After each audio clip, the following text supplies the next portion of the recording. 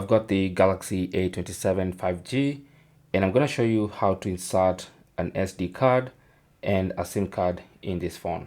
So if you want to insert an SD card into this phone, you have to choose whether you want a dual SIM setup, because it does accept 2 physical SIM cards, but you can only use 1 SIM card if you want to use an SD card. So let me show you what I'm talking about. So on the top left side of the frame, you will see the SIM tray. Just pop in a SIM ejector tool and remove the SIM tray. Now you'll notice I'd already inserted 2 physical nano SIM cards. Like I said, it does accept 2 physical nano SIM cards, but when you want to introduce an SD card, then you have to get rid of SIM 2. So I'm just gonna pop out SIM 2 like that. So we can only have 1 physical SIM card.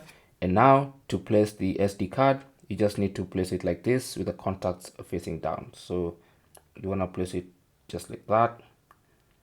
The cutout is there for it.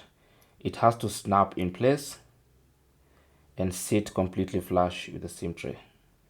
So you kind of have to make sure you press it a bit. There you go. So it's now completely flush, as you can see, with the SIM tray. That's how you know it's sitting properly on the SIM tray. I'm just gonna put my SIM 1 back in there. It popped out accidentally, so I'm just gonna insert it back. Again, everything has to be completely flush with the SIM tray, as you can see. So there's nothing sticking out.